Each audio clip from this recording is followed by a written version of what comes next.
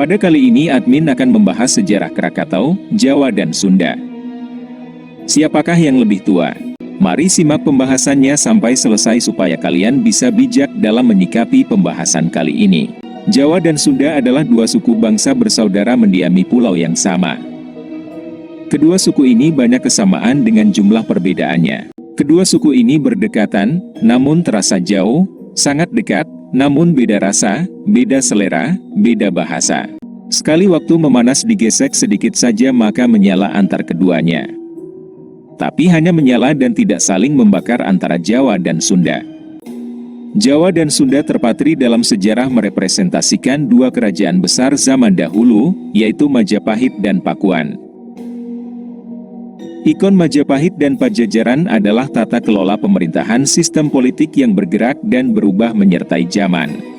Kembali ke topik pembahasan kita, siapakah yang lebih tua antara suku Jawa dan Sunda?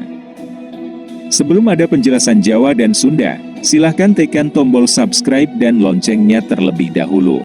Mari kita simak pembahasannya lebih lanjut. Indonesia adalah sebuah bentuk negara yang unik, mampu menyatukan keanekaragaman menjadi satu yaitu NKRI. Kenapa Indonesia dikatakan sebagai sebuah bangsa? Dan kalau kita kembalikan kepada Kamus Besar Bahasa Indonesia, atau kebalikan pengertian bangsa adalah kelompok masyarakat. Etnik atau suku bangsa sendiri artinya adalah golongan atau kelompok manusia yang anggotanya mengidentifikasikan dirinya dengan sesamanya. Biasanya berdasarkan garis keturunan yang dianggap sama. Pengelolaan Pulau Jawa memiliki luas 128.297 km persegi, yang berada di Kepulauan Nusantara dan Samudra Hindia. Bahwa dulunya Pulau Jawa merupakan satu kesatuan dengan Pulau Sumatera, sebagai bagian dari dataran Sunda di bagian barat, dan di bagian timur menyatu dengan daratan Australia. Pulau Jawa diperkirakan terbentuk pada 60 juta tahun yang lampau, saat bumi memasuki zaman Break Tersier. Daratan Pulau Jawa bagian barat terbentuk lebih dulu di zaman Kapur, yang terjadi sekitar 145.000 tahun yang lalu.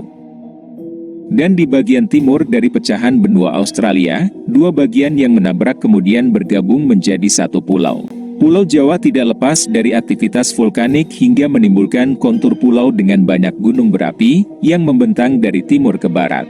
Berdasarkan catatan Pujangga Ronggowarsito dalam Pustaka Raja Purwa disebut bahwa Jawa dan Sumatera terpisah akibat letusan hebat Gunung Krakatau pada 416 Masehi.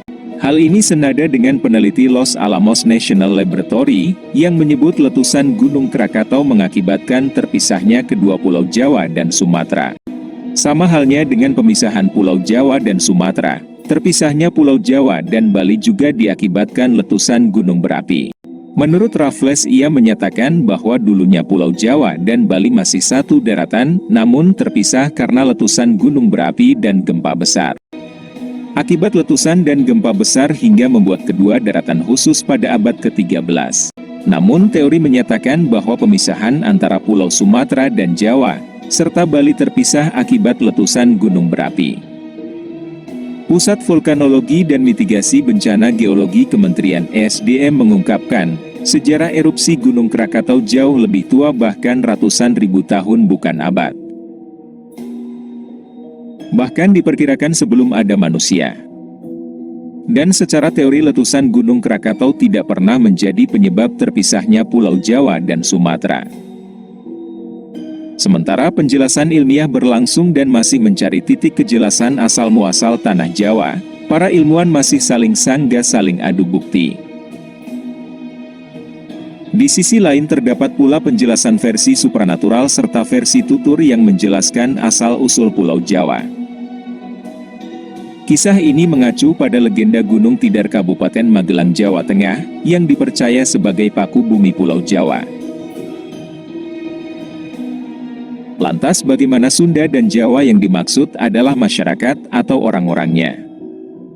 Apakah mereka pendatang atau memang ada di daratan ini? Berdasarkan faktor relasional, suku Sunda dan Jawa tidak memiliki keterikatan secara emosional yang dalam. Namun sebenarnya Sunda dan Jawa berasal dari nenek moyang yang sama. Nenek moyang kedua suku ini berasal dari dataran Yunani Tiongkok. Suku Sunda dan Jawa adalah ras Austronesia yang umum tersebar di negara-negara Asia Tenggara. Induk ras Austronesia saat ini dipercaya menduduki daerah pedalaman Pulau Formosa. Teori ini dikemukakan oleh sejarawan asal Austria Robert Baron. Tahun 1885 sampai dengan tahun 1968, dalam kajiannya terhadap kebudayaan megalitik di Asia Tenggara dan Pasifik. Dia menyimpulkan dalam teorinya bahwa pada masa Neolitikum 2010 Masehi sampai dengan 200 sebelum Masehi, ada yang bermigrasi dalam beberapa gelombang dari Asia Utara menuju Asia Selatan. Migrasi ini membuat banyak manusia purba yang akhirnya mendiami pulau-pulau yang terbentang dari Madagaskar sampai Pulau Paskah. Hal inilah yang akhirnya mengilhami pemikiran bahwa leluhur Jawa Sunda dan bangsa Indonesia pada umumnya berasal dari Yunan. Mereka yang melakukan migrasi dari Yunan disebut sebagai bangsa Proto-Melayu atau Melayu.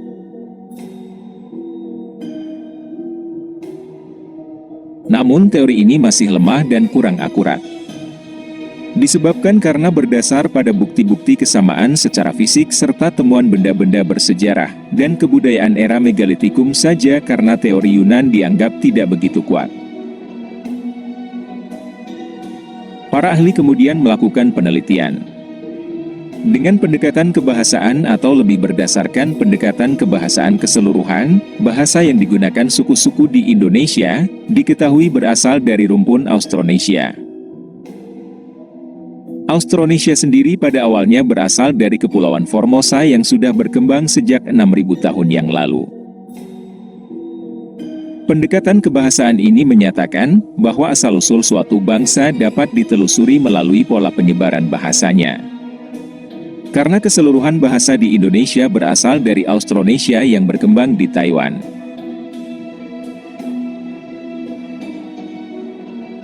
Nenek moyang bangsa Indonesia pun kemungkinan besar berasal dari asal-usul yang sama, dengan bahasanya tersebut tidak berhenti pada pendekatan linguistik.